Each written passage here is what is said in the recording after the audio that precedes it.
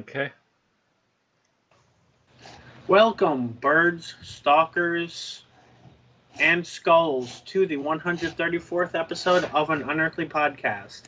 Streaming live on the 2nd of December 2015 and featuring Heaven Sent by Stephen Moffat.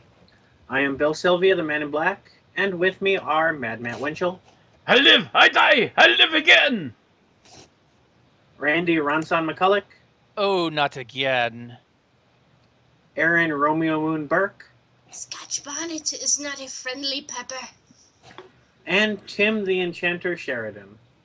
Yo!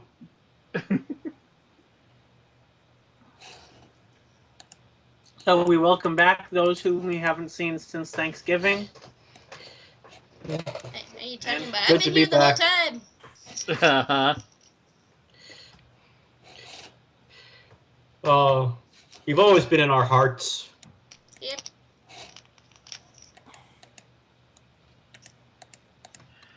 All right. Yeah, I had to make a Mad Max reference because I'm going to be part of a tournament pretty soon for Rocket League, and it just got a Mad Max inspired DLC. $4 well spent. Okay. Guess we should move on to the news here Yep. because we've got a lot For of the news. birthdays. Yeah. And we start our news with some birthdays here. We actually have 5 of them of import. The first one is a happy birthday to Karen Gillian, who you will know as Amy Pond, the companion to Matt Smith's 11th Doctor for 2.5 seasons. Karen Gillian turned 28th on November 28th, her golden birthday. My golden birthday was on a Friday the 13th, so I'm Doesn't hoping... golden mean 50? No, golden means that the birthday's the same number as the day it's on. Ah. So, for like I was born on January 13th. Mine happened to fall on Friday the 13th. I turned 13 on Friday the 13th. For her, she turned 28th on November 28th. You're thinking of a golden anniversary, Bill. Yeah. Yeah. So I'm hoping she had a good one. What is she up to recently? Fortunately, she was well. Fortunately or unfortunately, she was not in America, so she was not eating turkey. But she was probably also not the victim of a mass shooting. She's been bouncing back and forth between movies and TV shows, it seems. Also, Yeah. She's been doing a couple of original-made horror movies, or horror shorts at least, as we mentioned a couple of weeks ago. She might be arguing with the makeup team for Guardians of the Galaxy 2 as they state that she must cut her hair off again, and she resists it. Yeah, she's in pre-production for that, so that she might not be quite yet, but there might be some furious emails going back and forth. She did it the first time. Apparently this year she was in a television show, Comedy Bang Bang. In the episode, Karen Gillian wears a black and white striped pullover and coral skirt. What the hell? And was also apparently in 7 Days in Hell, a TV movie. And she has The Big Short coming out, In the Valley of Violence, The Circle, and Guardians of the Galaxy, all scheduled. Good luck to you, Karen. Yes. All right. Our next birthday is a unconfirmed birthday, and that is Bill Baggs, the creator of BBV Productions, known for making unofficial and not quite legal Doctor Who spin-offs during the 80s and 90s. Bill, whose age is not known to us, apparently had his birthday on December 2nd from a Facebook friend of his on Doctor Who Guide. We can't confirm this. We can't even confirm he really exists. This is But an if you assumed do- picture. They do link to what appears to be his Facebook profile, but that profile does not include his birthday. All private information. Yep. So, if you exist and your birthday was December 2nd, happy birthday, Bill Baggs. All right. Moving on to posthumous birthdays. The first one we have is Michael Craze, who played Ben Jackson for the final days of, or the final episodes of the first Doctor and the beginning of the second Doctor. Best known for his team up with Polly. Would have been 73 on November 29th. Unfortunately, he died in 1998. The second one is to Verity Lambert, the mother of Doctor Who and its first producer, who would have been 80 on November 27th. She unfortunately died in 2007. Old enough to have seen the relaunch of Doctor Who, I often wonder what she thought of it. What I believe gathered, it's she been quite liked said it. that she did like it, but I don't know if there's been any more detail than that. Well, she only saw it for a couple of years, so. Right.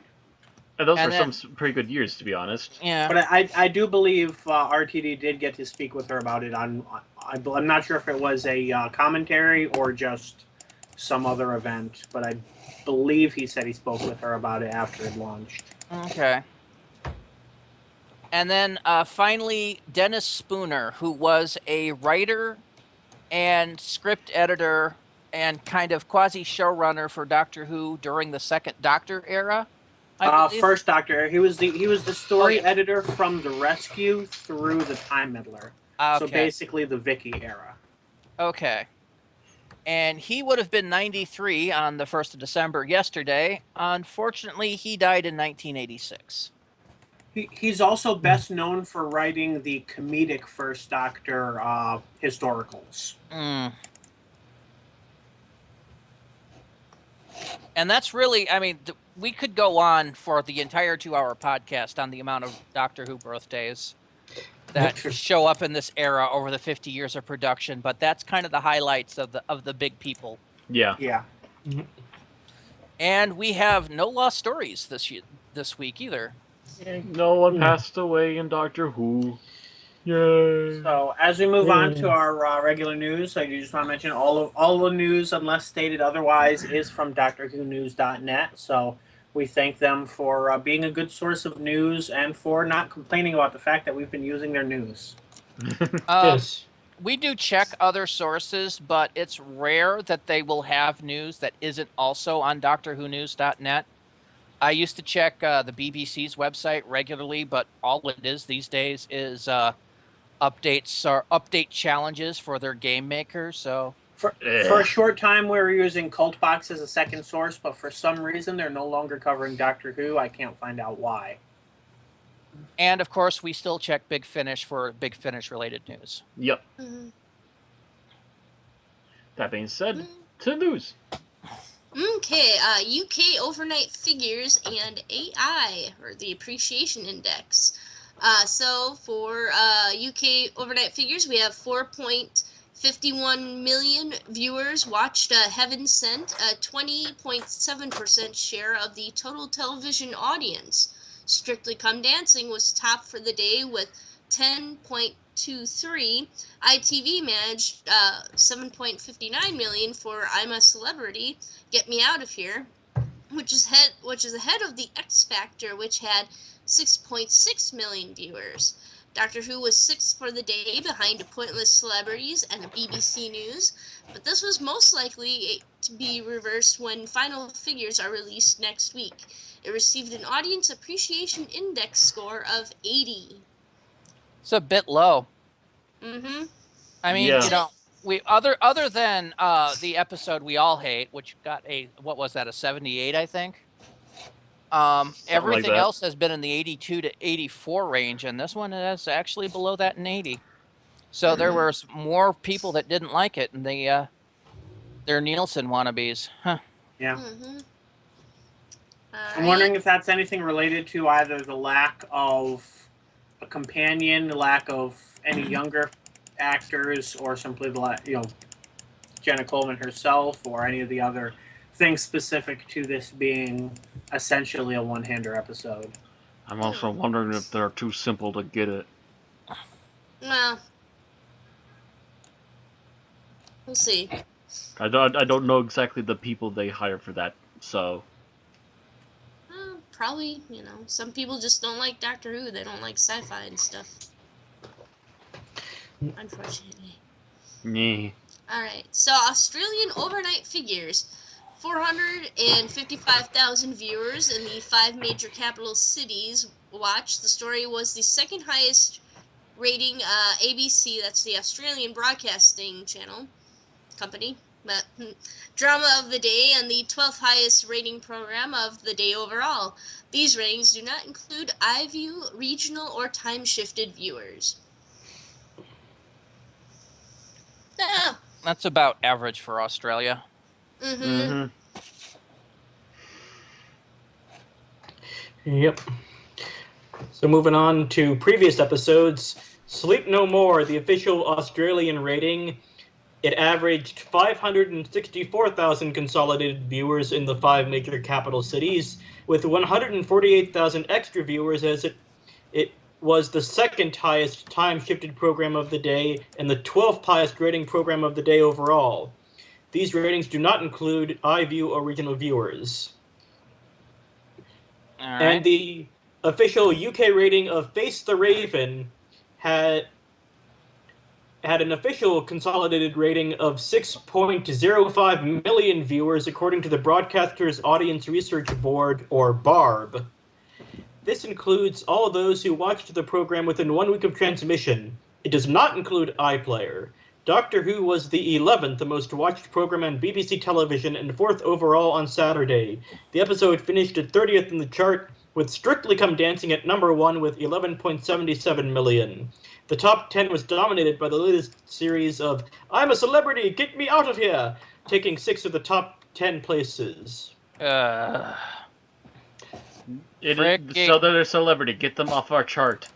Yeah. Yes. Also, the script for Face the Raven is available online via the BBC Writers' Room. The purple script from 26 June 2015, under the episode's original title, Trap Street, includes a number of additional passages of dialogue scenes that were lost prior to its ultimate filming and transmission. Examples of which include Riggsy's full name and the appearance of his fiancée Jen, the mystery of Darren Brown, plus dialogue from the original ending scene that appeared post-credits. Other scripts available from the site include the opening stories of this series and for Series 3. Okay, so we had mentioned that earlier, and I had said what was the point of it. Now they've just explained to me what the point is. It's an earlier version of the script. That's actually cool. Okay, yeah. You get to see how it's changed from then to here, what dialogue was explicitly changed and what was cut. That's awesome. I may have to grab these now. Mm-hmm. Unfortunately, I think they're in all caps, so they do not answer the big question about the end of Heaven Sent. If I'm wrong, I'll find out in a second as I'm clicking. Okay. I'm scratching my head. What? Yeah, this is the script for Face the Raven, not Heaven Sent. I know, but if they're continuing to do this... Well, then again, they wouldn't release Heaven Sent until after Hellbent came out anyway, but still.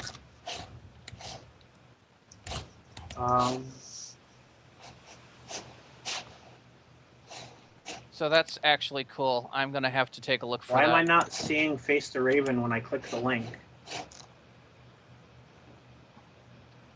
I'm not sure what. Oh, there we go. Right That's why. Never mind. That's because it's separate from. Okay, I see. It's kind of a weird layout, or at least weird layout to me. But it's there. All right. So moving on to our upcoming episodes. First, of course, we have next week's episode, Hellbent, which we have some publicity images for and the blurb. I believe we read this blurb already, but since I think it's been a while since it came out. If you took everything from him, betrayed him, trapped him, and broke both his hearts, how far might the Doctor go? Returning to Gallifrey, the Doctor faces the Time Lords in a struggle that will take him to the end of time itself. Who is the hybrid, and what is the Doctor's confession? Speaking of which, there's speculation as to whether or not Rassilon appears in this episode. I'm going to take it that the reference to Rassilon's last appearance is not an accident in that blurb, and that means he's probably showing up in some form or another. Oh, Whether or not he's the didn't guy you in already have it President spoiled yet? robes in row 3 is another question. Oh, well, if Rassilon is going to be somebody in this, it is going to be this old fart that we see. yeah, the guy in the robes in row 3. I would actually say center of row 4. Row 4? Row 4, center is that the picture. Same guy? Might be. Looking. It's sitting there for a moment. Yep. Old guy there, yep. That one to blow So up. here's the thing, Randy. Go back up to row 3 and look at him. Look at him really close. First of all, 2 symbols of Rassilon, one on each shoulder. Which, yes, that is what the Lord and Lady President wear, regardless of whether it's actually Rassilon or not. But number 2, the scepter of Rassilon in his hand. Hang on, I'd like to rebuttal that. Rassilon in End of Time didn't actually use that symbol. I don't really care, but I think it's a hint. The person behind him also has the same seals on it, Matt. Yeah, and that's the costume general. of the week. That's the same general from Day of the Doctor, isn't it? Possibly. Yes. As I was saying, number 2, scepter in his hand. It is the same scepter he used in the previous time we saw Rassilon.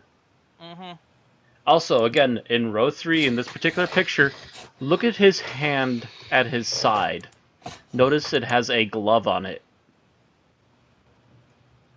Yeah, I'm not arguing it's not. I was just rebuttaling the fact that just because he's using the seal of Rassilon doesn't make him Rassilon. Sometimes they use it, sometimes they don't. There is still the fact that the artifacts of Rassilon, unless this changed during the war, were passed on to the given president at any given time. Except that Rassilon had these 2 artifacts the last time we saw him as well. Yeah, but if there's a new president, I mean, this could also be the president without being Rassilon. Yeah.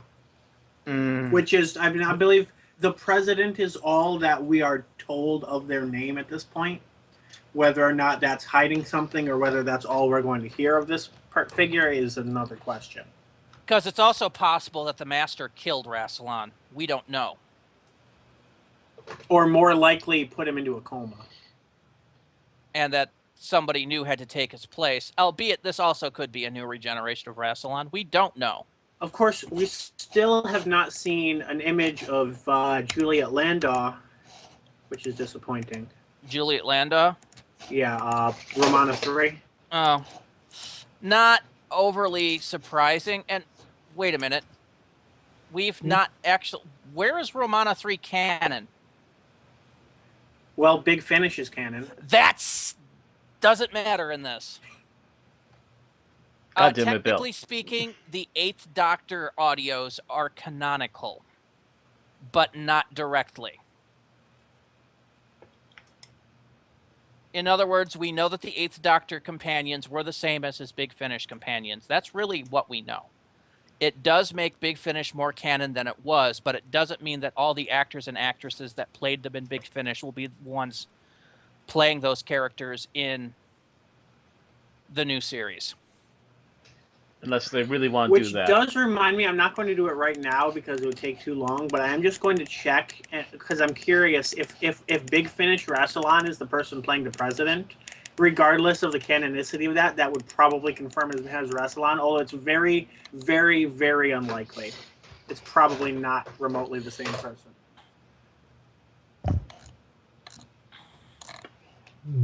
Anything else we want to say about these? The bottom row is interesting. Yeah. Yeah, there's a Dalek, a Cyberman, and I'm not sure what that other figure is. There's a Dalek, there's a Cyberman, there's 2 Oh, Weeping it might Angels. be a Weeping Angel. Yeah.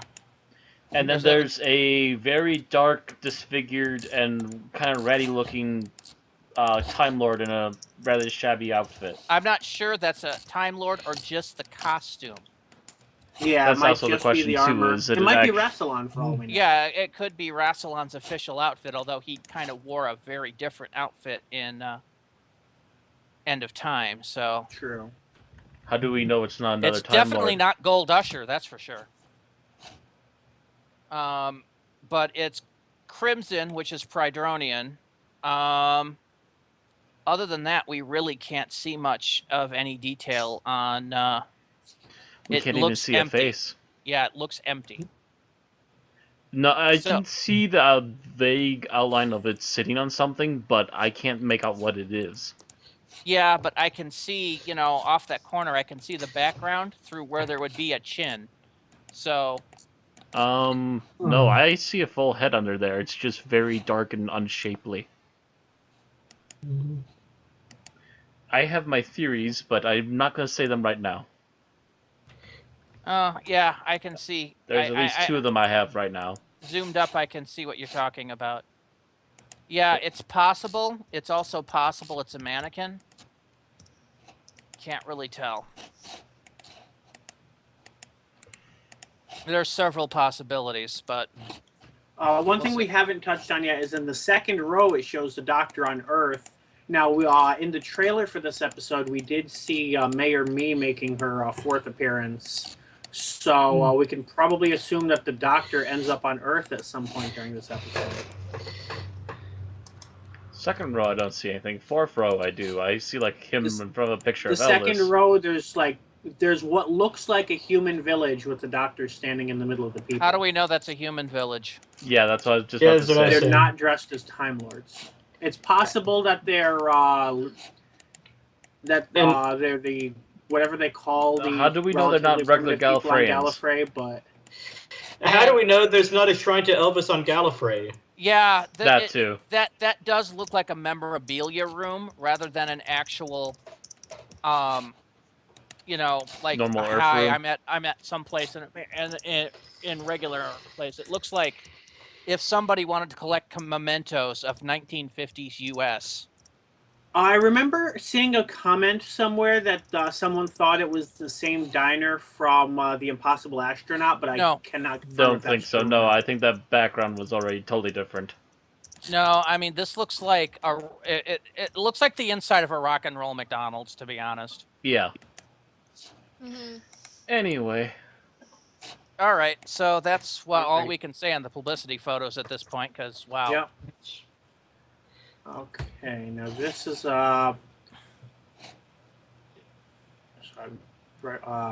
looking to see who's hosting this, and it's not okay. This is a DoctorWhoNews.net competition to predict the ratings for Hellbent. In order to enter, you guess the final consolidated viewing figures as reported by Barb. So that would be the week-long figures, including time-shifted, but not including iViewer, to the nearest 10,000 viewers. And you would want to email that to comp-ratings@doctorwhonews.net, including your name and full address, country, and your guess. Your prize will be the 20th of the limited edition run of the 10 Christmas specials. Now, this will be. I was going to make a comment on how hard that's actually going to be. They're looking for the number to the nearest 10,000 viewers. That is, what was the ones today? Oh, they mentioned it's 4.51. So. Yeah, was the viewings today. So that's the. Oh, okay, so it's 3 digits basically that you're guessing on. This is a Region 2 DVD, 1 entry per person, and the competition closes at 7:59 Greenwich Mean Time. That's 2:59 Eastern, 11:59 a.m. Pacific on the 5th of December, which is this coming Saturday. And they just said Region 2, which means it's only British. Nope. It is worldwide, but the DVD reward is Region 2 only. Right. Yeah. So it can only be viewed if you have a Region 3 or a Region 2, which I believe is Europe, DVD player. Mm-hmm.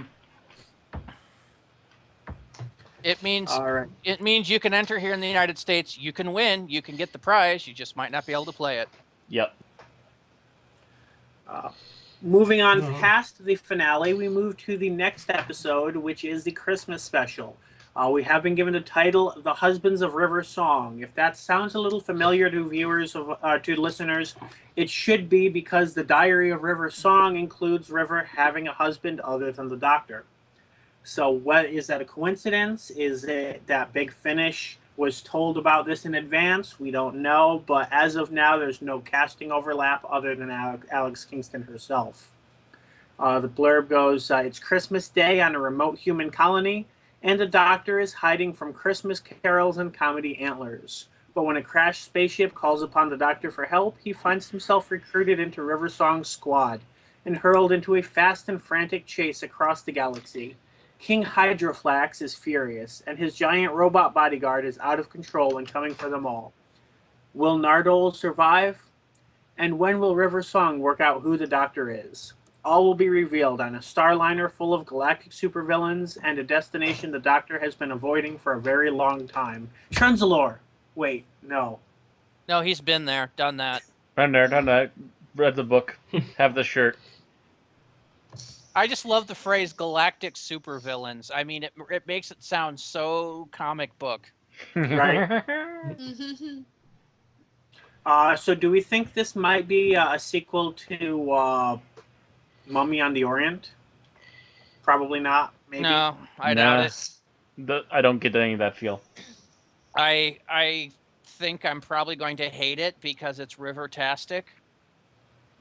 Yeah, it's going to be focusing too much on River, and Moffat just hammers home how much I dislike her I am every time starting to he wonder writes if her. River Song has taken one of the Doctor's tricks and just started marrying people left and right in different time zones.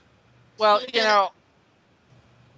know, the Doctor has an excuse. He's hundreds of years old and changes bodies relatively frequently. So, oh, she's dead, I can remarry. She's dead, I can remarry. But, River Song is in the same body. So she's just a polygamist. To be fair, Rose wasn't dead when he was snogging Madame de Pompadour. True, but Rose had her boyfriend on the TARDIS with her at the time. Yeah. Pretty much. All right. Continuing our news on the Husbands of River Song, we do have the announcement that it will be aired in Danish cinemas, in Denmark on Saturday the 26th of December, with showings at 4:45 and 7 o'clock p.m. in Copenhagen, Odense, and Aarhus. There is a blurb there, but I don't read Danish, and we do not have Sophie live with us to translate, so... Yeah, we don't have Sophie Wait, with can't us, you so... just highlight the text and have Bing translate it? Oh, That's on translate Facebook. to English. Oh. Translating That's it right now. Facebook that can do that. Celebrate not Dr. July with Doctor Who in the cinema. Tradition gets all Whovians this year an extra Christmas present.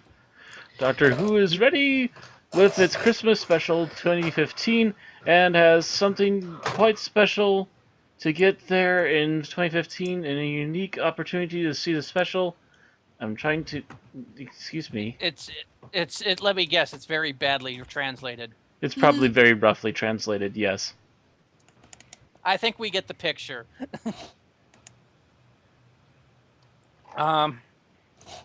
This is also a reminder that the United States has also, we reported, I think it was last week, that the United States is also going to be showing these in theaters in the 28th and 29th of December.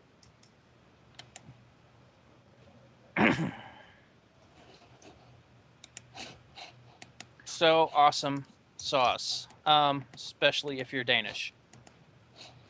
Yeah, and I just did share that with our as aforementioned Danish previous guest host in case you wasn't aware of that. Okay. So going from Danish awesome sauce to British awesome sauce, UK Whovians can get your pocketbooks out and prepare to reserve some tickets because the Doctor Who experience in Cardiff is now going to be having a tour of the actual TARDIS set currently used. These will start on the 9th of December and run up to New Year's Day. This is probably because at this point the TARDIS set is not in use with the Christmas episode in the can, and they don't know when they're going to need it after New Year's, because they don't know when production is going to start on the next series yet. What with class in the way. Mm-hmm. So, yeah, special tours, TARDIS set. If I was in the UK, I would be doing that. As long as I could afford it. It is December, people, which means that the Doctor Who website is once again doing its Doctor Who adventure calendar this year for 2015. For those of you that don't know, every day in December up until the 25th, there is going to be new content in the adventure calendar. We are at day 2 at the moment, and we have, first of all, wallpaper for Hellbent for day 1. Mostly pictures that we saw in the publication pictures, but these are in high resolution format to be perfect wallpaper for your PC or tablet. Day 2 is a video of Peter Capaldi introducing Hellbent and talking about it. So if you want to take a look at that, click on day 2 at the Doctor Who website. And I believe that one's global. And finally, for my event news, it's been an interesting weekend for Peter Jackson, as he apparently had a drop-in visit from the Doctor. Mm-hmm. Giving him a contract. And not Sylvester McCoy this time. Not Sylvester McCoy. Yes, Peter Capaldi himself showed up, hand delivering a contract for him to sign to direct an episode of Doctor Who. Unfortunately, the video did not actually show Peter Jackson signing it. So he might be directing an episode of Series 10. He might not be. We don't know. He was in The Hobbit, don't you know? Yeah. Peter Jackson had previously is a huge Doctor Who fan, has expressed an interest in directing from way back in the Matt Smith era. However, when Moffat talked about it, he made comments like, "Oh, well, he'd like us to spend 6 months in New Zealand filming a single episode, and we want him in Cardiff for 12 days." And this is apparently Peter Jackson's reply with Capaldi's help. Whether this is going to amount to anything or is just a gigantic internet troll, we don't know. But I do believe Peter Jackson also has somewhat appeared in Doctor Who, as I believe he appeared in the Five-ish Doctors special. Am I right about that? Yes. Briefly, yes. Reboot? Yes. Yeah. It doesn't actually count as appearing in Doctor Who as it does appearing in Doctor Who related stuff. Right. But that, if that happens, that's actually going to be pretty cool with a Peter Jackson episode. Do you think the Doctor will visit Middle Earth? Who knows? He will simply walk into Mordor. As the memes have been going on for years. One does not simply walk into Mordor. Well, then I shall use my TARDIS. Hello, Lord Sauron. Catch him. Okay. So, moving on. Yeah. Moving on. Alrighty, so we've got release date and trailer for Series 9 DVDs and Blu-rays in Germany. German DVD distributor Polybrand released a trailer for the upcoming Series 9 DVD and Blu-ray box set, announcing the release date even before the UK. The 6-disc set containing all 12 episodes of Series 9, as well as the upcoming Christmas special, will be released on 18th of March 2016. According to the Polybrand website, there will be many bonus features on the set, including a 45-minute interview with the cast, conducted by former Star Trek The Next Generation actor Will Wheaton. Series 9 will premiere in Series 9 will premiere in Germany on 3rd of December 2015 on the TV channel at Fox. You can already pre-order the DVDs and the Blu-rays at Amazon Germany. Cool. Mm-hmm. Hmm. Those Oh. lucky Germans. Well, Candy Jar Books have confirmed that the range of books featuring Lethbridge Stewart will continue into 2016, with the first book of that year, Moonblink, to be penned by Sadie Miller, a preview of which can be read at the end of the latest book in the series, Mutually Assured Domination.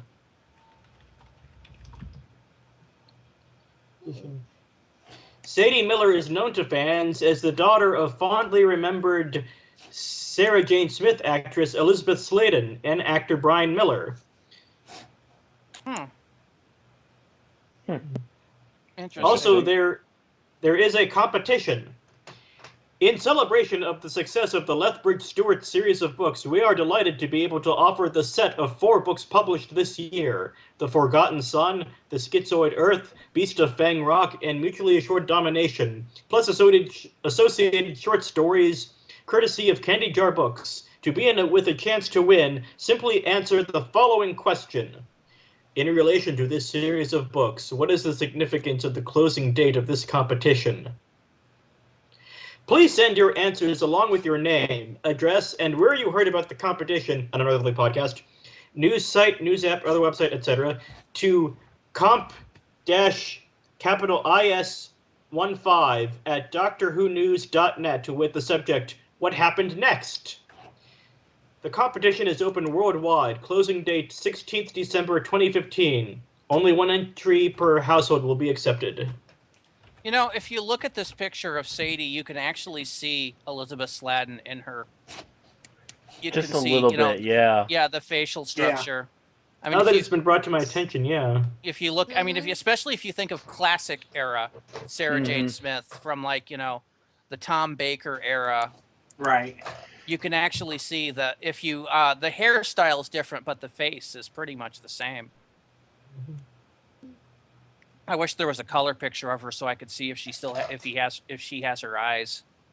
Mm-hmm.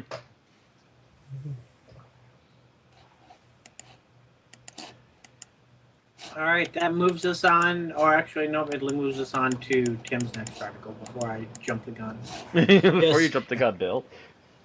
And the next article, the latest edition of the magazine Radio Times, published 5/11 December 2015, is a features the Doctor on the cover, and he has cute little reindeer horns, and he's covered with Christmas lights. And he looks bemused. Yes, I mean, the last time I saw that particular expression was on Christopher Lloyd's face when he was playing Uncle Fester in one of the Addams Family movies. That's actually a pretty close approximation, yes.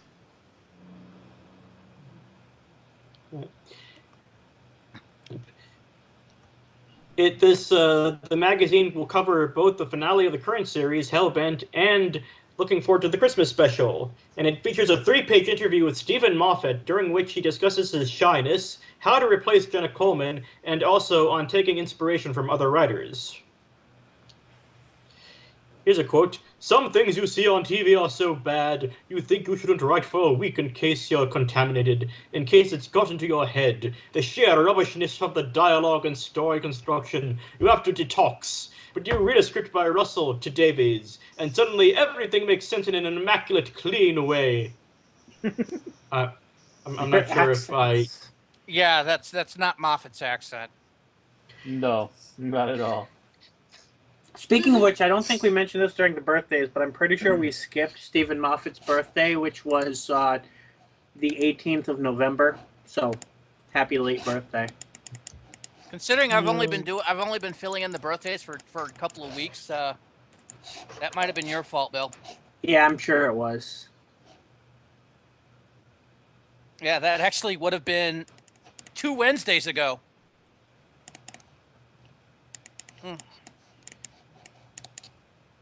All right. Is that all we have to say about The this radio. cover? I mean, yeah. I mean, there's not much Yeah. other to say about it. He looks rather ridiculous, and like I said, he has an expression on his face that is just so eerily like Christopher Lloyd's as Uncle Fester. I actually want to take this picture and remove Capaldi's hair digitally and put him in a black suit. You know, I could take him and just Photoshop him over a picture of Christopher Lloyd as Fester. Try doing that. I want to see how. I want to actually. I want to see if you can do a separated with birth and the expressions. Seriously. Mm-hmm. Okay. So, Bill, take it away. So, starting our Big Finish news, this of course comes from BigFinish.com. We start off with the news. We've been wondering about the release date for The War Doctor, Only the Monstrous, due to its apparent change in the schedule. Well, we can guess no more because it is now announced that it will be released on Monday, the 14th of December, in plenty of time for Christmas presents. I did not realize at first that this link included a new trailer, or I would have listened to it. Oops. Most likely, it's not likely to include anything much newer than we already have. We've already gone over the blurbs and the clip from the stories. But this will be John Hurt's second appearance as the War Doctor, and it is coming out in 12 days from today. All right. Our next bit of news is that the short trips, the monthly short trip stories, have been extended through 2016. They say popular novelist Jenny T. Colgan is spearheading a new run of stories starting January 2016. Let's see here. So it says range producer Ian Atkins is fresh out of the studio with stories for both 2016 and 2017 being recorded and directed. With director Lisa Bowerman, who is also known as Bernice Summerfield's actress. We have Mark Strickson as Turlough in Doctor Who Gardens of the Dead coming in January, written by, again, Jenny T. Colgan. Then let's see here. Turlough is set to return later in the run in Doctor Who Trapped for Fools, which takes place near the end of his journeys in the TARDIS. In February, we have Doctor Who Prime Winner by Nigel Fairs. And in March, Julian Richards gives us Doctor Who Washington Burn. All right.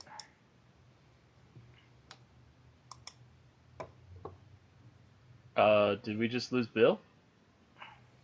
Bill, where are you, Bill? Bill! I noticed he was getting Bill! roboty Yep, and we now just he's lost dead. Bill. I'm good.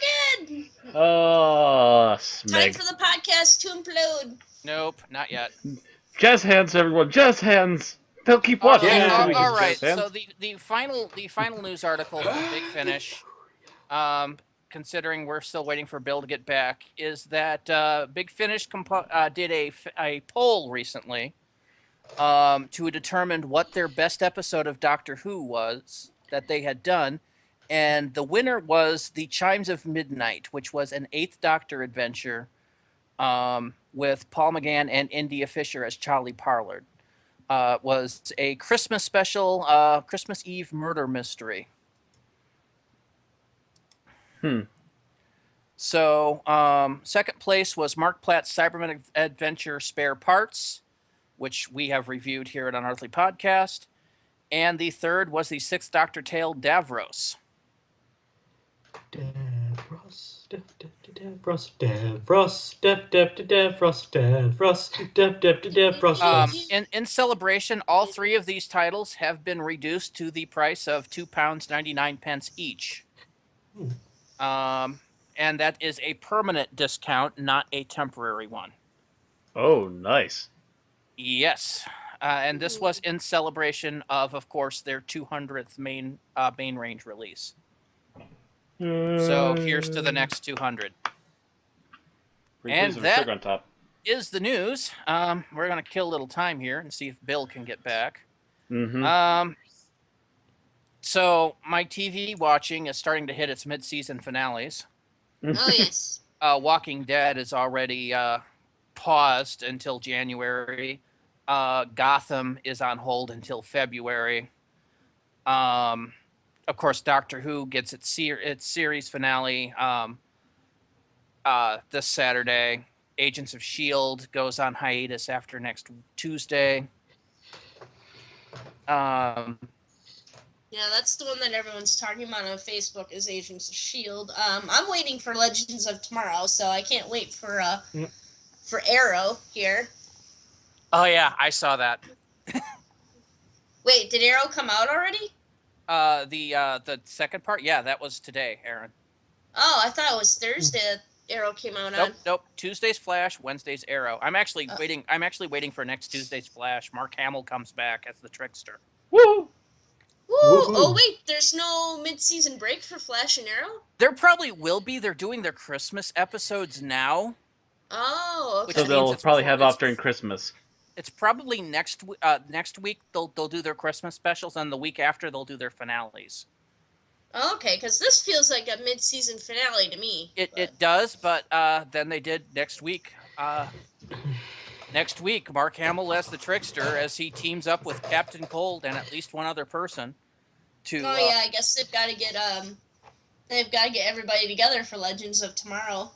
I like the idea of a revolving cast. I think that's going to be kind of interesting. Yeah, that'll keep it going. Assuming that Legends of Tomorrow does well enough that it gets a second season.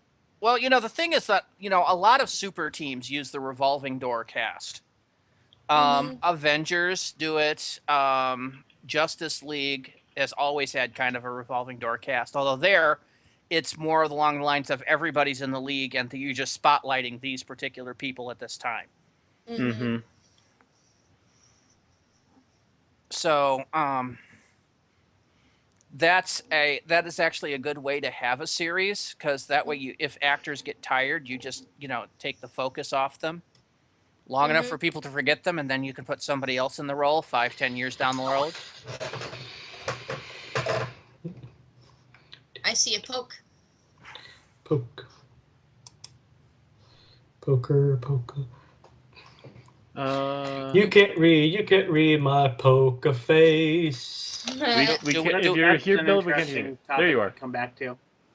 Erin mentioned she saw you poke us, so that took Tim off on a tangent. Aha. We finished the news without you, Bill.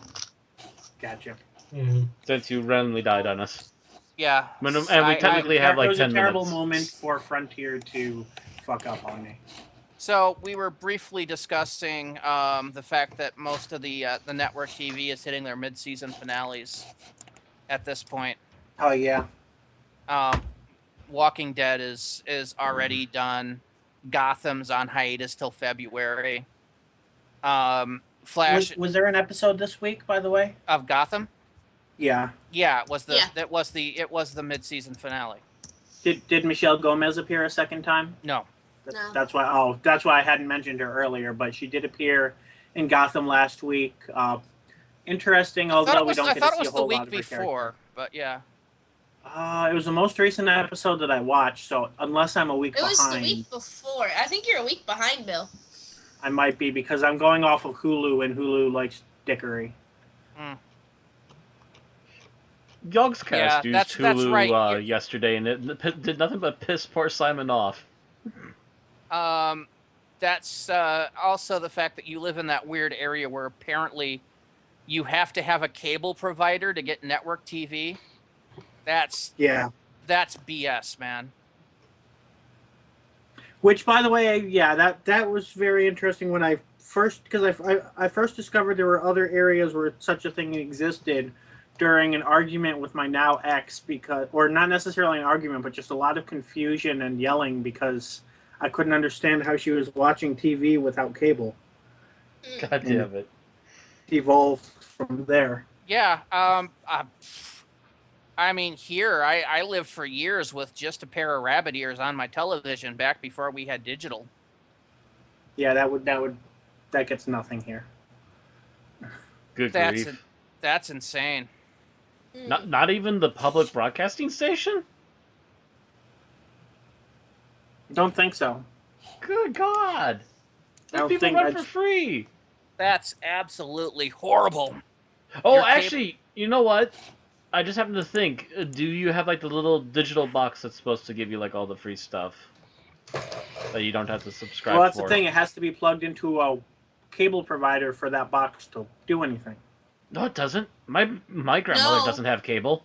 You just Like you just I get a remember in the pair of rabbit '90s, ears. in the '90s, in our toy room for the kids, we had a black and white TV with an antenna on it, and it didn't pick anything up through that antenna.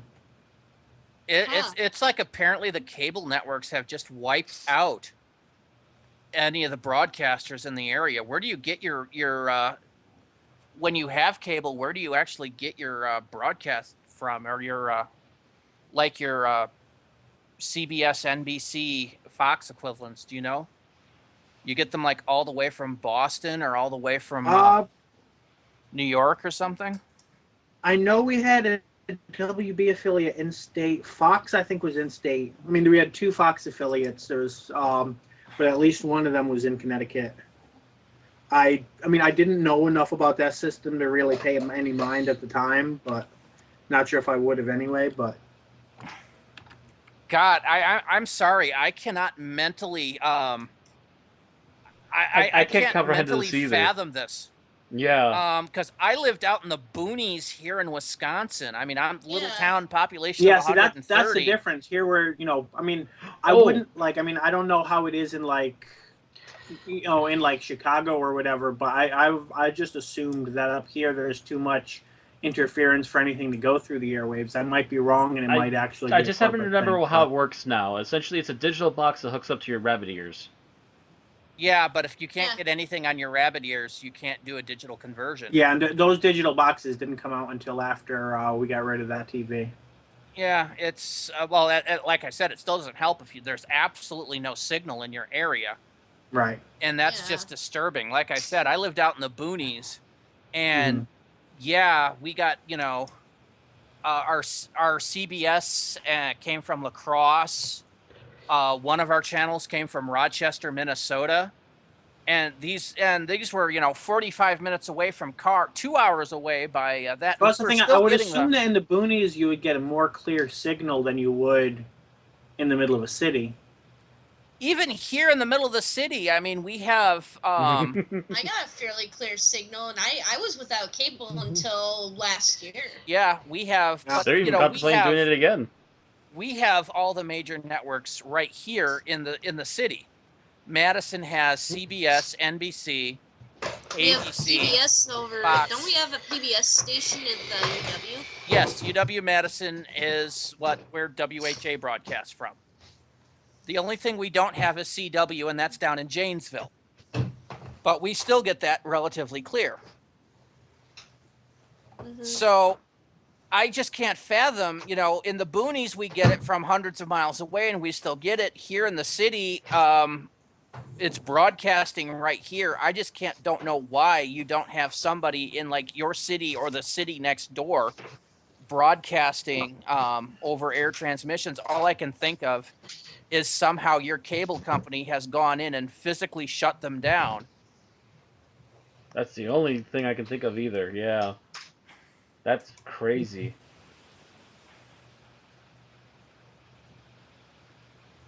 Because usually what they do is they check the air and go, hey, there's nobody here that's actually getting the signal. Let's open up a station here.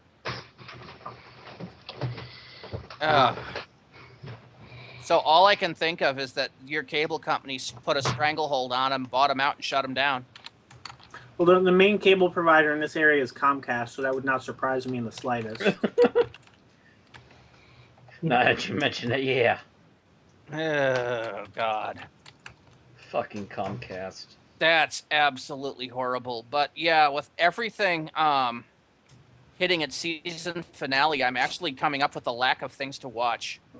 I finally saw I finally saw Agent Carter from last year's mid-season break. Okay. It had been sitting on my DVR for a year. It's still on there, right? So I can watch it? Yes, it's still on there. Okay. Because I still haven't seen it. I have not seen that.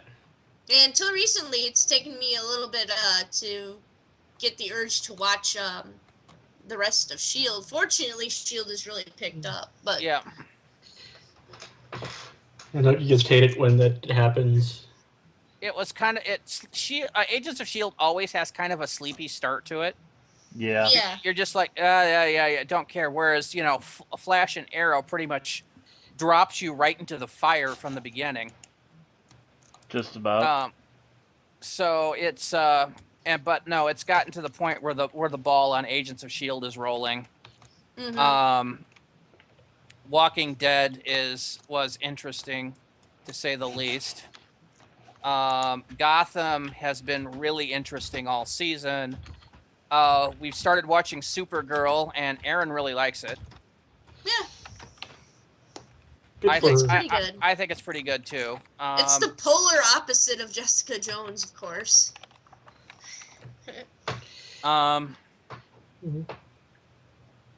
Heroes is also on its mid-season break. It only has three episodes left, and they decided to break.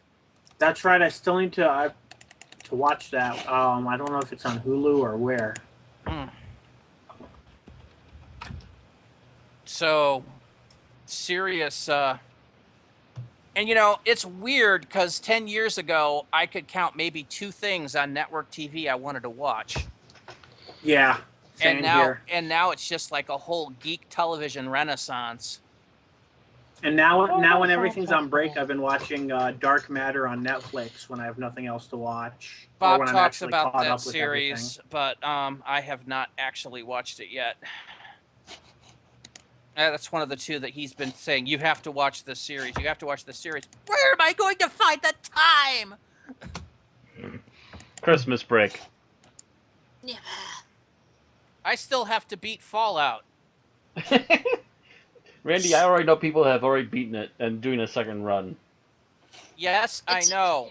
It took me 3 hours to get out of the vault. Heroes Reborn is on Hulu starting with episode 1, so I need to watch it before episode 1 gets booted off by the next episode. All right, so that's our brief discussion on network television. Bill's back with us now, so let's move on to the 5-minute challenge. Okie doke. And I believe you mentioned before the podcast you wanted this one, Bill, right? Yes, I'll take it. I haven't done one in a while. All right. Erin also hasn't done one in a while, but I doubt she's volunteering. Not unless you control Randy to the point that he collapses. I gave a perfectly good one before, and no one liked it. I know. Aaron, your review tried to give me an aneurysm. Yes, it did. I mean, I guess you could call it a perfectly good one if it was expected to have, spiky pink hair and be a little nude doll. I don't know. I hope somebody got that reference, because otherwise it'll be really awkward. I had to try to translate hers out of Bimbi's. It wasn't good.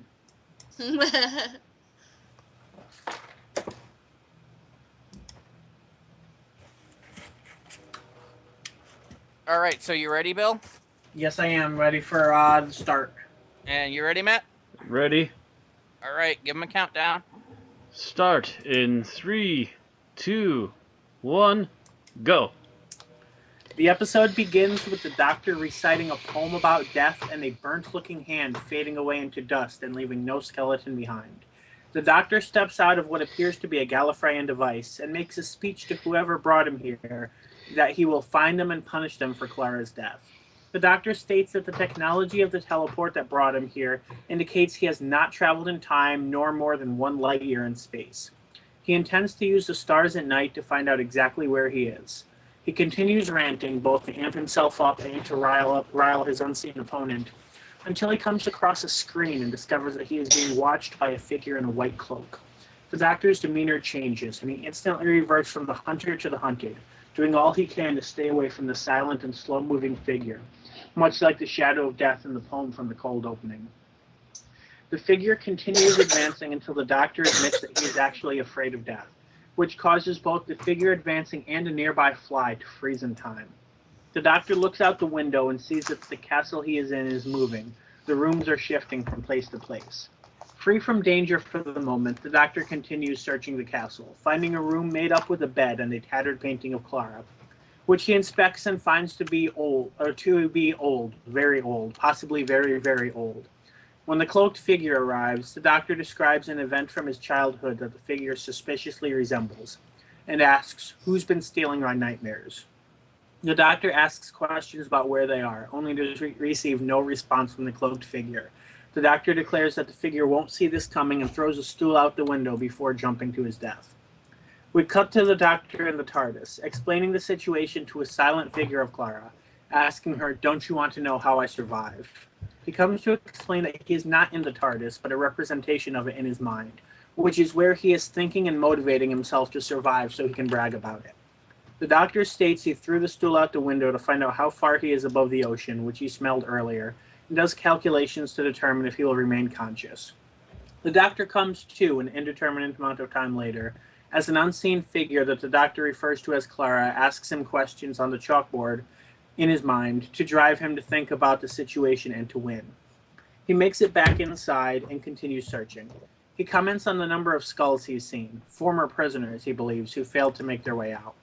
As the doctor searches, the cloaked figure continues to stalk him, discovers that what stops the cloaked figure is confessions, truths he's never told before, in order to stop it and to cause the rooms to realign. He also realizes that if he leaves each room for a long enough time, they return to the state they were in when he arrived.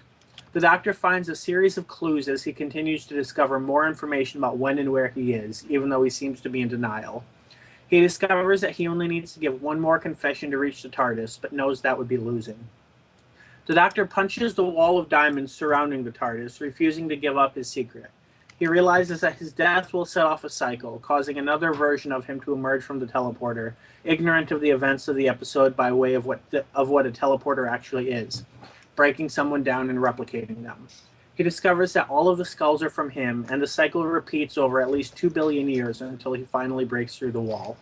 Rather than finding himself in the TARDIS, the doctor finds himself in a wasteland, emerging from his confession dial. A random boy walks up to him, and the doctor tells him to warn somebody important that he is coming. The doctor is on Gallifrey, approaching what appears to be the capital. As the episode ends, he says that the Daleks wouldn't allow a hybrid that is half Dalek. He says, "The hybrid is me." Alrighty. So you did that, minus a quick moment for the pause end, in 3 minutes and 50 seconds. Not bad. Yep. Of course, you prep your review, and I do mine off the cuff. So. Yeah. Yeah. I do mine off the cuff in case that wasn't obvious. Oh, it's fairly obvious.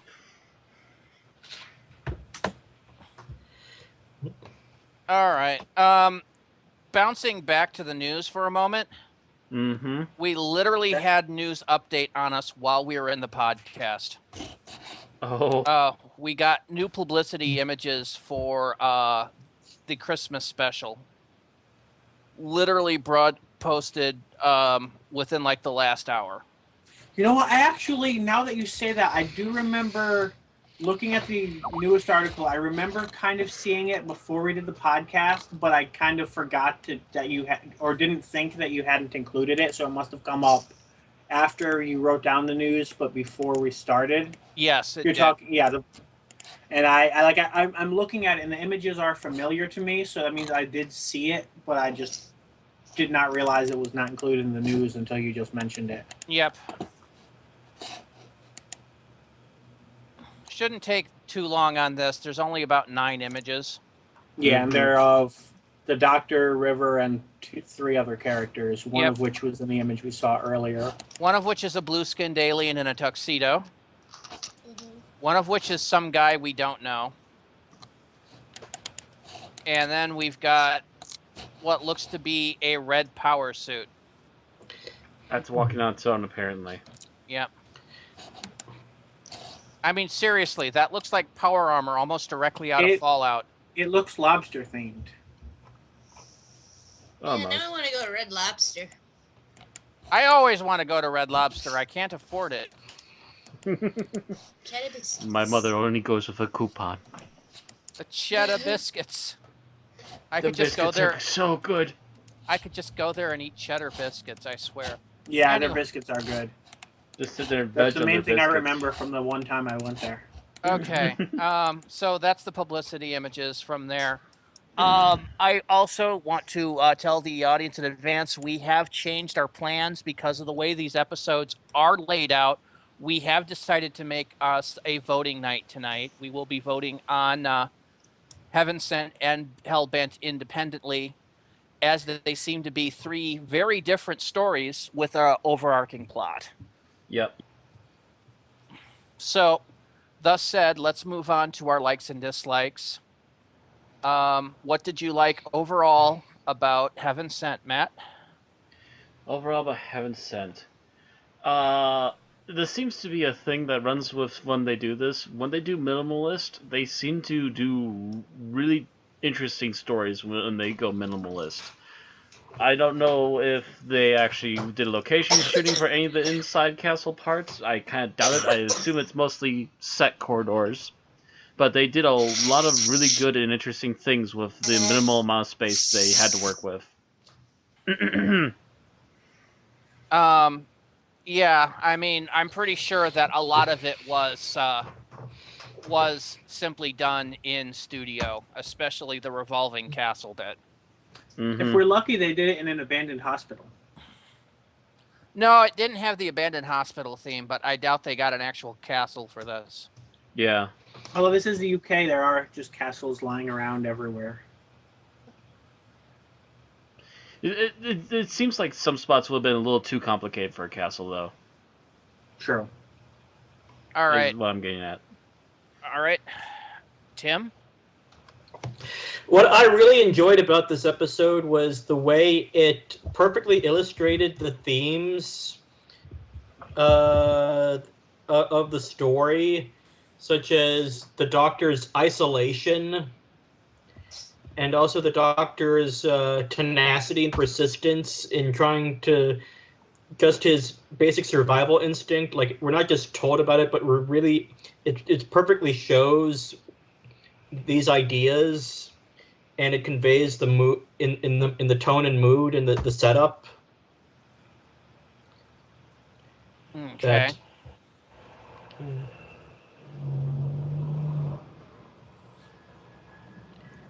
All right. Back to me. Yep, Bill. I like the atmosphere of inevitability. I know we have a lot of episodes where they tell us the Doctor is going to die at the end, but this one they don't tell us that, but it really does feel that way. It feels like the Doctor either is going to give in or is going to die, and in a sense that actually is what happened, but he wins anyway. Okay, I would argue that because I'm really sick of the Doctor dying being a theme. I really am. I am so goddamn sick of it. Although that said, this episode kind of, if I didn't know that Peter Capaldi was returning for 2016, I would think he was going to be regenerating next week. Yeah, well, it kind of leads itself up for you thinking so by the trailer. Right. Or should I say, if I didn't know he was returning for Christmas. All right, Aaron. Of course, he might not be, and the whole thing's a colossal fooled you. Right. Moffat's such a troll. We don't know about that. Okay, Aaron, go ahead. Sorry. I actually kind of like the build up to the ending. The big reveal, of course, there's going to be spoilers in our podcast, but the big reveal that it was all just it was all in his confession disc, essentially. This was just another dimension inside his confession disc, which is pretty cool. It's bigger on the inside. It's a Chekhov's gun. Yes. Yeah. It actually does serve a purpose, and it's kind of, well, I guess it's kind of weird that Davros would want it, but then again, Davros didn't know what was inside it. Davros didn't want it. Oh, no. Davros was after the Doctor's regeneration energy. Yeah. I thought he was interested in it. I know a Shielder was interested in it. He took everything out of the Doctor's pockets, and oh no, never mind. Yeah, was it confession dial? Yeah, the confession dial was in his pocket, and the doctor is basically like acting, playing him off as to whether that was important or the sunglasses were important. But Davros that did never really expressed a huge interest of it in and of itself, beyond Other than emptying it the was doctor's something pockets. unusual in his pocket. That was about it. Yeah. There's also the question of a shielder seemed to know a little bit about it, like she wanted it. No, she Or was was she was told that she had to collect it. Oh, okay. All right. Yeah, for issues I will talk about in the next section. Okay.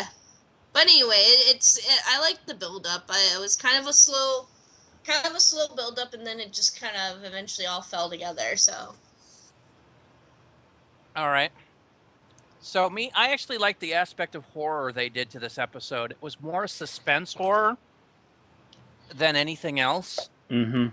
And I really like suspense horror, so it had that great feeling of the monster's coming, but the doctor's not aware of it until the last moment, and you're just kind of waiting. Psycho, Halloween, all great Yes. movies because of this. Yes. Although I've got to say, I was kind of a little put off by in one of the behind the scenes videos, whatever, I forget what they're calling them now, but the director mentions that she said to Stephen Moffat, "How do you make a slow moving monster scary?" And she had been called on to direct a slasher movie in the 90s, and there's a reason why that movie bombed, and apparently she does not understand slasher movies just by that question. What movie was it? Do you know? Freddy's Dead. This is the same director from that and from last season finale. Oh. Yeah, there's one reason why she was a one-time director at that point. I still think she did pretty good here. She did really good here. She's obviously been learning. She obviously wants to learn. Apparently Moffat had to explain to her how to make a slow-moving monster scary. Well, she hasn't really done slow-moving monsters. She's done Freddy Krueger, a tongue-in-cheek, fast-moving manic guy. But do you remember Freddy in the first movie? Because he definitely did the slow-moving, dragging your nails thing. For a fragment of one scene, and then instantly went chasing the girl down the alleyway, and then teleported to catch up. Okay, so what else has this director done? Rachel Tank Talele. Girl.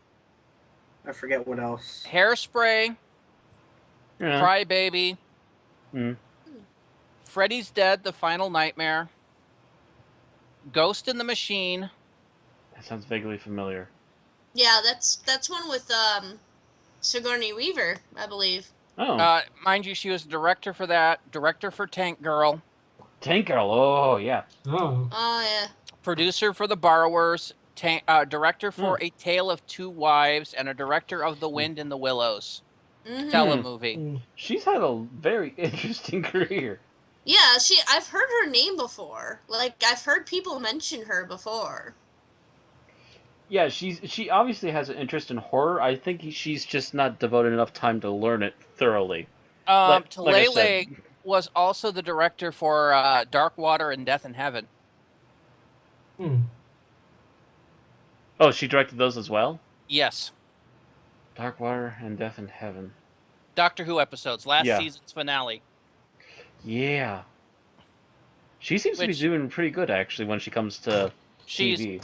Also the director for the next episode, too, Hellbent. So she's directing Moffat's work, then.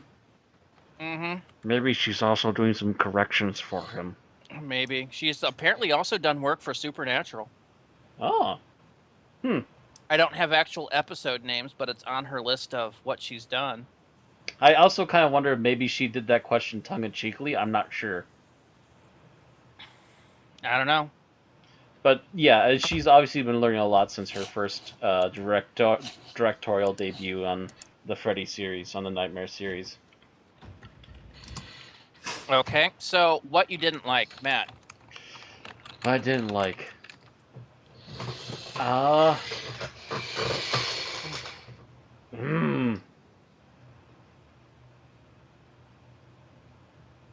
Can you come back to me? Because I might not have anything to nitpick on this one, even. All right. I'm honestly trying to think of anything right now. I might come to something later. Tim? All right, this is more my personal hang-up, but if I let my mind wander too much about this episode, it just becomes overwhelmed by the sheer weight of what the Doctor went through to escape this purgatory of punching a diamond wall for 2 billion years. But he only remembers doing it once. Every time. Because it was only his body only did it once. It's the ones that are already dead that did it before. And It's the ocean of skulls. And for the record, the wall was actually much harder than Diamond. Yeah. 400 times harder. I thought it was 40, but yeah. 400 times harder than Diamond. Just like the atmosphere. Just the gut-wrenching determination as you know your death is literally creeping up from behind you. Yeah, but that's only if I think too hard about this episode. So. Yeah, you have to think of it in a more positive light than the fact that the Doctor has only seen this for the first time every time, and he knows he's getting through it. Okay. Bill. I'm going to go with the fact that the rules don't always seem consistent. Digging reverts back to normal when he leaves, but scratching a note for himself doesn't. Also, why Stuff is like it that only his seems a little skull? weird. Yeah. The final room I'm not as bothered by because I can kind of get the idea that he was only ever expected to reach there once. It's kind of a cop-out, but it kind of makes sense. But that the rooms that do revert should revert all the way. Yeah, the first room takes a while to reset, apparently. And, yeah, why always a skull left behind? Why didn't it go with the rest of it? Yeah, sometimes there's a skull left. Yeah, I'm like, sometimes there's a skull left behind, but no hand bones or anything else. It's kind of weird. Is that included in yours, Aaron, or did you have something separate? I had something and now it's gone. There was something bothering me though. That I didn't quite like. Maybe Bill took mine. The consistency issues, yeah, because that's also mine. Because of how they've stated this thing, is it being like some kind of bigger on the inside than the outside space in his confession dial. Yet one of the big things is the Doctor noticing the stars passing, and is able to gauge time by that. Except for, of course, that would mean that he's seeing stars in the confession dial, which either A, would be completely different stars from where he is, or B, resetting every time he's not looking at them for long enough. So that doesn't make sense. The diamond not resetting, Bill may think it makes sense, but for me it is an extreme cop-out and doesn't make sense. Oh, I thought of mine. Go ahead. He seemed to run out of confessions pretty quickly. I think that was also because he realized what they were asking for and was not willing to give away information on it, and as a result, he didn't think of other confessions. Yeah, he didn't say that he was out of confessions. He just said he wasn't giving anymore. Oh, okay. He said no more confessions. I am kind of wondering, like, if he had just given a completely unrelated thing, like, I don't know, like, I was scared to marry Romana or something like that. Yeah. Oh, I thought of one. Mm-hmm. Why is it that everything goes exactly the same every single time? The rooms have been shifted. Because you notice the skulls are in different places and things like that. Well, there's that. That's a very minor detail, and they always fall off the tower. The thing is, though, the rooms should all be shifted around to the point where he can get everywhere. The trapdoor should be open, but it seems to seal whenever that thing is activated, so I guess I will leave that be. But then somehow the shovel ends up in the same place all the time. How does he keep up coming up with only the same plan every time? And how does that The weird shovel apparition keeps thing end up in the the same sh- place every time? the shovel keeps winding up in the same place because he keeps putting it there. He keeps finding the shovel where he left it. But he still keeps giving the same speeches and everything, If and everything happens in exactly the same amount of split time seconds. that's what I was wondering. And how come the damage to the wall is consistent if the room's reset? That was my question. Bill says yeah. that it's because he was only ever expected to go there once. I think that's a cop-out. It's a cop-out, but it's a probable cop-out. I don't find it a probable cop-out. That room should have reset like everything else. They should have explained it better is what they should have done. Mm-hmm. They did not, and it's... I find that to be a cop-out. The shovel is a simple matter of he keeps finding it where he left it in his previous run-through. Then why doesn't he learn to not put it in the same spot? Because he doesn't remember. But he does by the end. No, he could doesn't. change things. And again, the rooms are all shifted. They should all be exactly where he left them, instead of being all closed off again. How do you know that his run-through, the entire run, doesn't go full circle? Because he can't leave it full circle, because then he couldn't get to the diamond room anymore. How do you know when he first doesn't show up, the door to the diamond room is open, but when he makes his first confession, that's what closes it?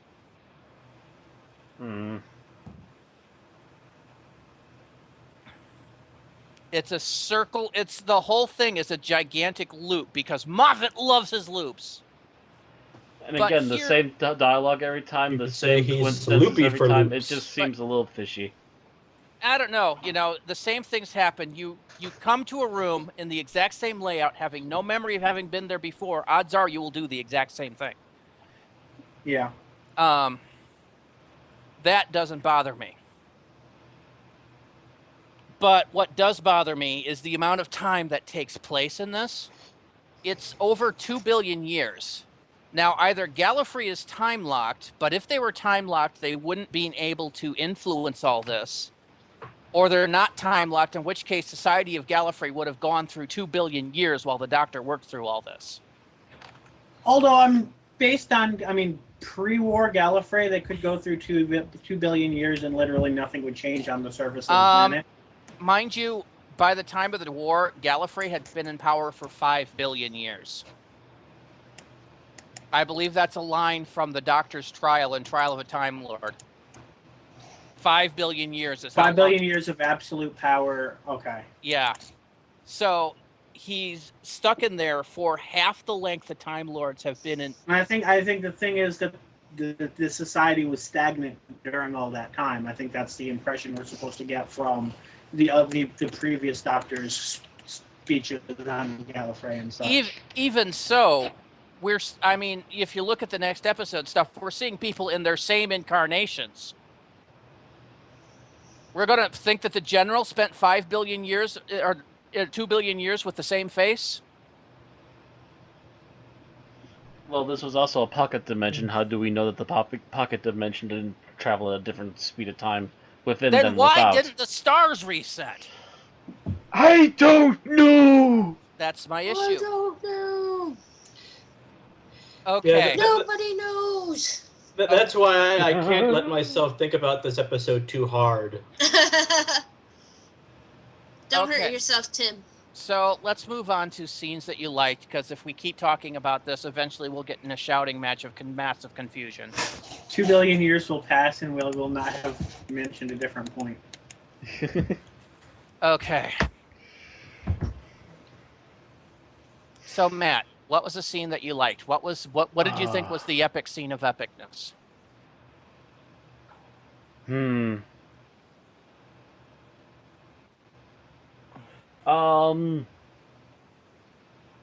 I particularly like, despite the fact that everything he's already just gone through and all the close calls, he starts to have this little moment where this little montage where he starts testing things and starts to figure things out, including how to finally get to that final room. you just slowly see the gears working in his head as he starts to almost panic, but then starts to think again, and then it finally comes to him what he needs to do in order to get to where he needs to be. All right. Tim? I'm a big fan of the Lake of Skulls. Okay. The doctor's Actually, I died am millions. too. I thought that was kind of cool, actually. The mountain of skulls underneath the ocean. Yeah. It was unexpected, but very atmospheric and well done. Mm-hmm. Especially when you realize that they're all his skull. Yeah, that Yeah. gives an extra level of creepy to it. They're all modeled after Peter Capaldi's skull. All right, Bill? I'm going to say my favorite scene was the scene where he gives the first confession. I just like the way that scene is done. There's nothing that is amazingly huge that stands out to me, but I just like the way the scene was done in its entirety, flicking the fly and everything. Mm-hmm. I think my favorite was Aaron. Was yours also the Lake of Skulls? She said that, yeah. Okay. Yeah. So I think my favorite was when he was digging in the courtyard and nearly had it sneak up on him and trapped him with a shovel in the door. Just because it was one of those, suspenseful, creepy moments. Right. It almost got a gotcha card on you. Right. All right, so scenes you didn't like, Matt. I'm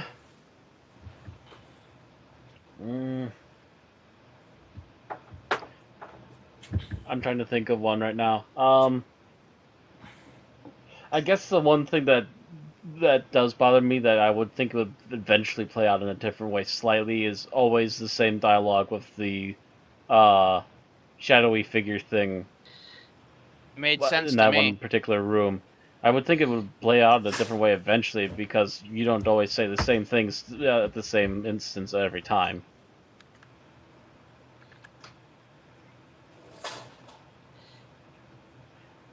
Also, seriously, the joke of he'll never see this coming, even though he's done it a million times. But he doesn't know that. He's only done it once. All right, Tim. I'd have to say, the first time he punches the diamond wall, before I realize that he's trying to wear out the diamond wall. And I know it's not a diamond wall, but I'm calling it the diamond wall because I can't remember what it's made of. Azantium or something like that. Oh. It was some applied plutonium metal that Space diamond. Yeah, essentially. Even though that name would drive him up the wall. Yeah, because it just seemed that you're showing that the doctor is frustrated, and unless you're Patrick Troughton, frustration doesn't work well on the doctor. I don't think. But that's just me. Mm. So yeah, okay. Bill? I'm going to go with the fact that the montage at the end well outstayed its welcome for me. I think it should have been about half that length, and eventually Agreed. just like get fucking on Yeah, with that it. should have been sped up a Very bit more. much agreed, Bill. That was actually going to be my point, was the fact that took way too long. Because just when you think it's over, it goes for another round, and you're like, yeah. Oh. It's like when he got to nearly 1 billion years, I'm like, I get the point. And then it went again. Stretch out the ending. Yeah, that literally felt like they were literally stretching it out for time. I'm just like, ugh. I thought this entire episode was very Kubrickian. Kind of.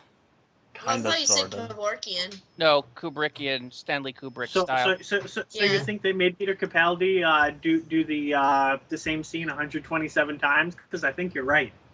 Yeah. Although I was going to say for anything Kubrickian, all the furniture was the wrong style. Hmm. If you'll notice Kubrick films, all of his furniture has the very same kind of style. I'll have to pay attention to that. Something I noticed when I was watching The Shining.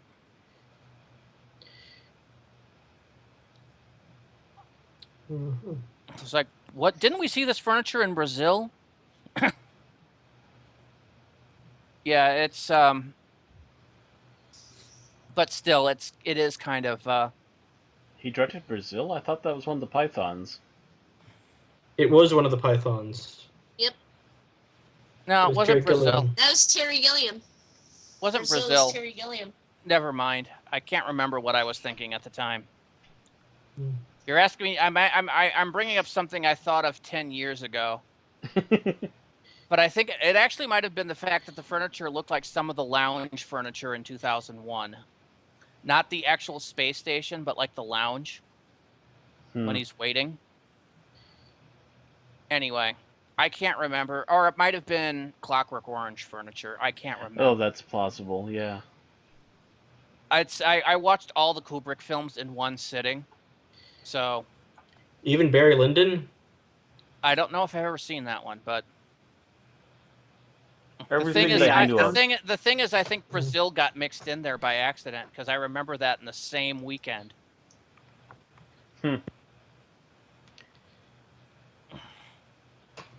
So I'd always associated Brazil with Kubrick. Oh, I know better. I actually just saw Brazil not too long ago. That's a crazy I've messed up never movie. seen Brazil. Okay. It's a crazy movie, but anyway. Yeah, let's get off this tangent. Yes, please. Anyway, yeah, that ending just went on far too long. That was going to be my point, is that, yeah, that just absolutely made me go, get on with it. Get on with it. Get on. Get on with it. I did have a spare in place if nobody has any others. Go ahead, because we've got Okay. time. My second least favorite was the fact that he happened to have a random boy that would run up to him, not say anything, and then just listen for him to do whatever he said. Yeah. Like, it was worse than "You there, boy, what day is it?" because the boy didn't even get to speak. That was what it was, pretty much. No, because at least "You there, boy, what day is it?" the boy gets a speaking line. This Just might have some been random might as well boy, have and been a he's just dog like, for all the role he played. okay. I think I just dislike that the scene where he dies, really. It's just like there should at least be a rotting body there when he re-enhances himself. Oh, you mean the or scene where he reemerges. fades into dust? Yeah. He fades into dust? Yeah. I guess I didn't see that. Hmm. Then why is his They're skull zoomed still in on the there? hand at the time. And the That's hand is exactly just the like point! this. That was kind of the point of that debate we were doing with That is exactly the point we keep debating. He should have just faded away like Yoda. Oh, or not. There is no try. I'm one with the Force now, God. it's just, yeah. Rastalon goes to the window and sees the Doctor and Clara walking around as blue ghosts, waving to him. Actually, more likely they're both there giving him the middle finger. And Davros looking on them with his own eyes. Yeah, Davros will be there right next to them.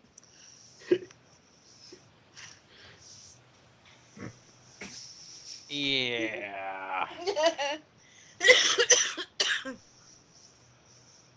All right, we still got a few minutes here. Was there anything else of import about this episode that we I will wanted to definitely bring say up? props to Peter Capaldi. I don't think any of our complaints were about him, and it takes both major balls and major skills to pull off an episode like this. Yes. Yeah, Mm-hmm. it was kind of depressing for a good chunk of it. Mm-hmm. Yeah. Although, actually, one thing none of us mentioned, what do you guys feel about the fact that he is essentially, in order to pad out the episode, or at least make it more watchable, breaking the fourth wall and explaining what's going on to a non-existent person? You mean when he's talking to Clara in his internal TARDIS head scenes? Yes. That didn't bother me so much because I could actually picture him doing it. Although it does seem to point that he is once again focusing on his companions like baby chicks again, Right. which is kind of a Moffat annoyance. Oh, Clara's gone, but I can't exist without Clara, so I'm going to make a fictional Clara in my head where she can sit next to Amy. Because I couldn't go back and say Amy. Save Amy. And just for shits and giggles, she's going to be next to Donna, who will be next to Rose. And they'll be having tea and crumpets with Adric and Tegan. God, I'm such a fuck up as a doctor. You know, I don't know the fates of any of the Eighth Doctor's companions except for the ones from Terra Firma and Charlie, now that I think about it. I was going to try to come up with the next one to say, but I couldn't think of who would be the next one to fit in that group. Well, obviously Bernice went on to form her own series, but I don't know about any of the others. I think Chris died. Yeah, I think so too. I don't know. Charlie wound up leaving the Eighth Doctor and hitching up with the Sixth Doctor in an effort of continuity what the fuckery. And last I checked, they were still traveling, so there was no resolution there. They left and started the Charlotte Pollard's separate line. Okay. I don't think the Doctor ever... I would like to see the War Doctor or the Ninth Doctor go back and be like, Charlie, you've been a bad girl. I remember everything now. And I don't remember any of the other companions. I think he was traveling with Susan again for a while, but...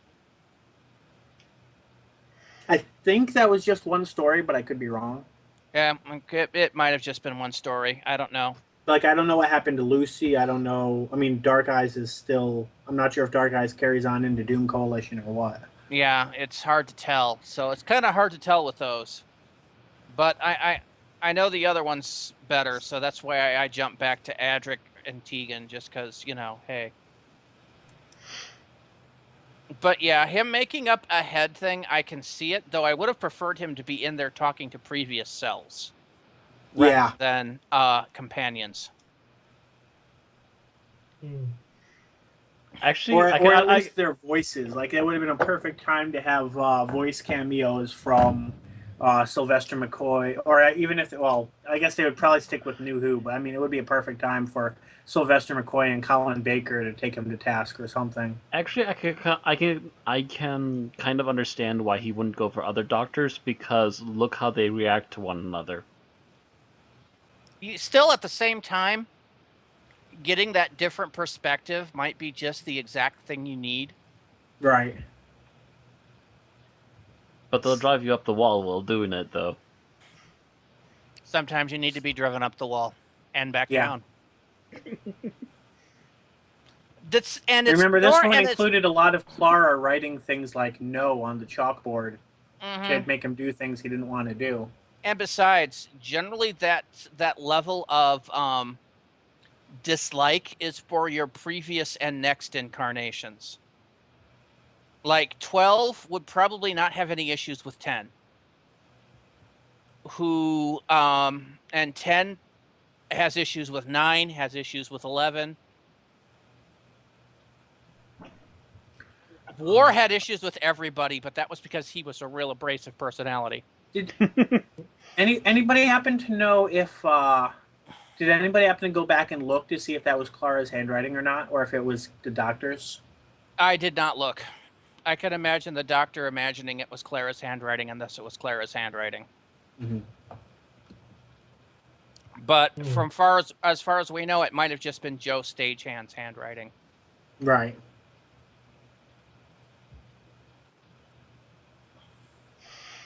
If somebody wants to go back, take frames from when Clara was teaching and do handwriting analysis, you can Right. you can send that. Compare her diary from Series 7 to her teaching from later to this and see if it's the same handwriting. You can send that analysis to Get a Life Foundation. Twitter.com/unearthlypod. Okay. Oh, sorry, I had to make an Animaniacs joke. You left that opening. Please, That's fine. get a Life Foundation. I'll kick you in the dick for it later, Matt. Are we about ready for final thoughts, or do we have anything else we want to mention? I'll be seeing you, Matt, around OddCon or maybe for the Star Wars movies. I'll get you then. He'll drive up to Mayville, bring you to the Star Wars movies, and then after the movie, he'll kick you in the dick. Ha, joke's on him. There's no movie theaters around here. No, we're going to be watching it for the GeekCon staff. In January, free show. Hopefully. Oh, Yeah. free Unless showing they for the finalize staff? it. I will I be don't know watching about it it. at 2 a.m. on the night it is released. I mean, I'm pretty sure me, Fred, and Mike are going to go see it on our own time as soon as it comes out and as soon as we can find an opening, but... Yeah, well, the convention's apparently renting a theater in January so that we can go see it as a big social event. I might be tempted to show up. Depends upon if I can get a ride or not. Yeah, and so yeah, if you show up for that, I'll get you in the dick for that one then. Okay, so yeah, it's about time to go on to final thoughts. So go ahead, Matt, and give us your final thoughts.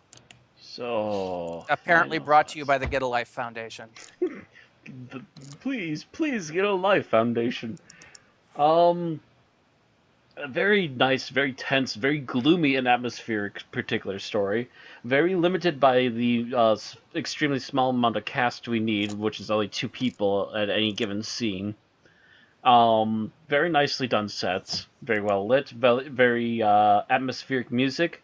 Murray Gold did a very nice eerie background for this one, as I recall. It's the first bit of music that's actually popped out from him since the 12th Doctor joined us, sadly. Very well written, very well done. Just a few nitpicks here and there that needed to be explained better. Other than that, pretty solid for the most part. And that's All right. what I have to say on that. All right, Tim? This was a very well-made, well-written episode. It was heavy on atmosphere and just it was very oppressive. My reaction was, this is a good episode in the same way that Grave of the Fireflies is a good movie. Oh God. I remember when I lost my job at the university in 2003. I remember coming home, putting Grave of the Fireflies in the DVD player, watching it and laughing because I was literally that depressed. Grave of the Fireflies is the perfect way to want it. It was we used to think of a programming for what we called Suicide. Was it Suicide Saturday? Mm-hmm. And we always thought Grave of the Fireflies would be like the perfect finale for Suicide Saturday. It is a horribly depressing movie. It's a great movie. It's just horribly depressing. Mm-hmm. Yes, so that was my gut reaction to this. But now that I've heard you explain some things to me and pointed out some things, I might have to reassess my assessment. All right. But so maybe it wasn't that bad. Bill? This definitely is a very unique episode. Very well acted. Very good looking direction. Some questions about the writing, although still I would say above average or at least average. Not the crap that we've come to in past seasons expect when Moffat has a non-brilliant episode. So it's a very rare, relatively middle of the line script for him with some great production values. Altogether, still a good episode, although some of the things we've discussed probably knock it down a bit from what my initial score was, just because there's even more inconsistencies than I had thought of. Altogether, above average episode. All right. Aaron? I really did enjoy this one. It's very surreal. It's very creepy. And just like the sets and the acting were just very good, I feel. The story itself was a little bit lacking, like we said, in the consistencies of how the rooms were all set up. But yeah, I thought I really liked this one. I do remember your immediate reaction, Bill, to doing this was he's punching a diamond wall. Why isn't he using the shovel? Yes, I do remember asking why he didn't bring the shovel with him to the wall. And my answer to that is it's, umpteen times harder than diamond. He would hit that wall with that shovel, and that shovel would bend. So should his fist. He should be breaking his hands, and his hands should be bleeding and bloody. The first time he punches it, he should be shattering his hand. Mm-hmm. The sound of it makes me think he's practically shattering his hand. And he does immediately grab his hand in pain. Yeah. He would have gotten further with the shovel. It may have only taken him 1 billion years to break through it with the shovel. I don't know. I don't think he would have gotten further with a shovel. Unless he just was figuring the shovel wasn't going to last 1 billion years. Well, I also don't think he had a chance to run back for the shovel after he found the wall either. That's true. But also, like I said, that shovel would destroy itself almost immediately. He wouldn't have gotten much farther with it. But what he needed was a pickaxe. Why couldn't he have killed the monster with the shovel? Because it's not that kind of monster. We noticed when it collapsed, it was made of gears and stuff. Yeah.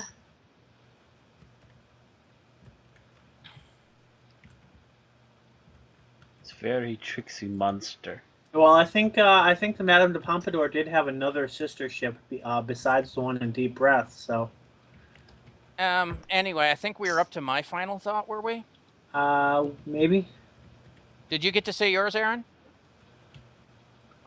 Yeah, I think I said mine. Okay, I wasn't sure because I just suddenly remembered the shovel comment and wasn't sure where I blurted it out.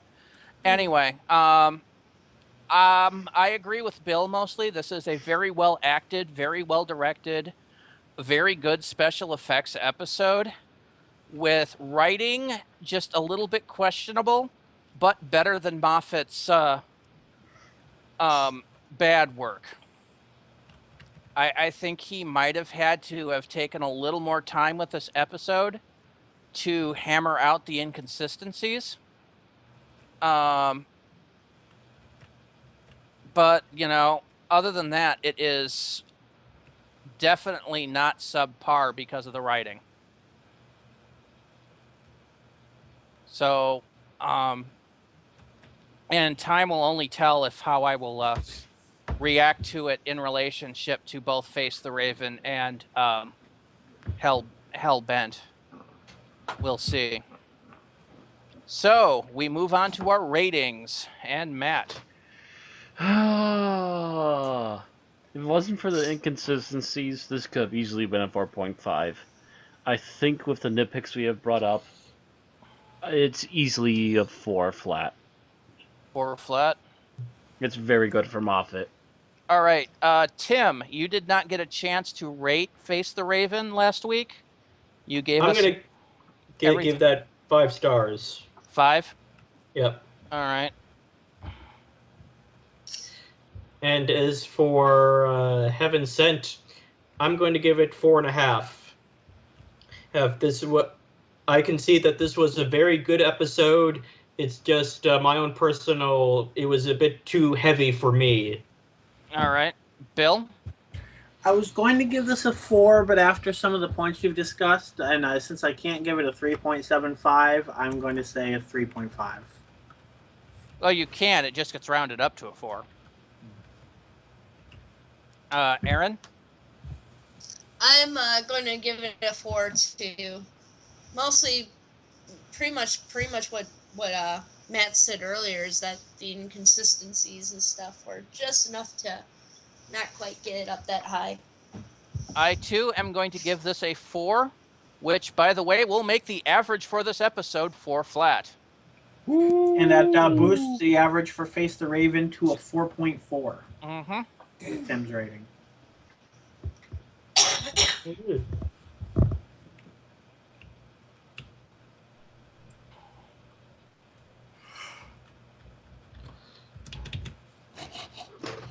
All right, I need to fix the master sheet here because it was set up to record next week's, not this week's. Don't.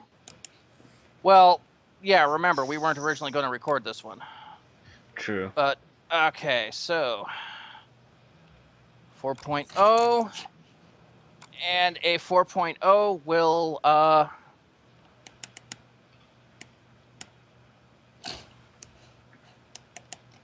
put this one. When did you let Bucky out?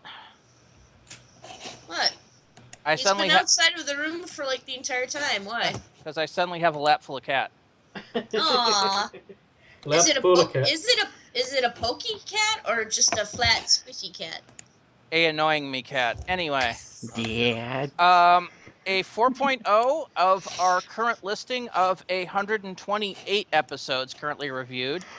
Heaven Sent comes in at number 50, tied with 45 and up for putting it above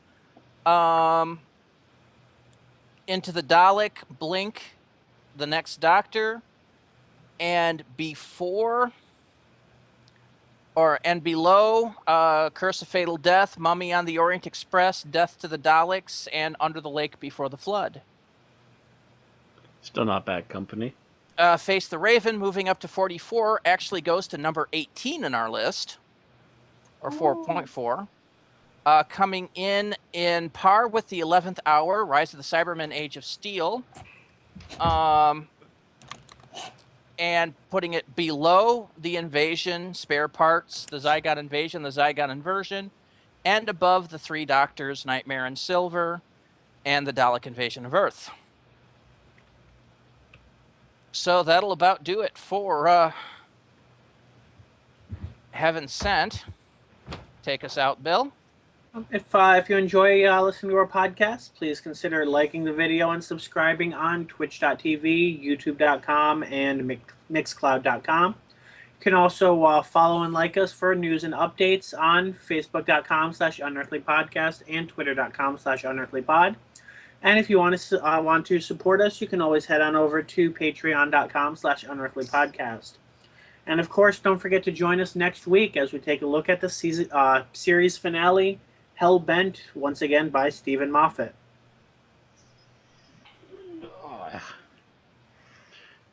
And we'll see how he closes out this season. With a bang or with a whimper. Will I like it, or will I want to kill him again?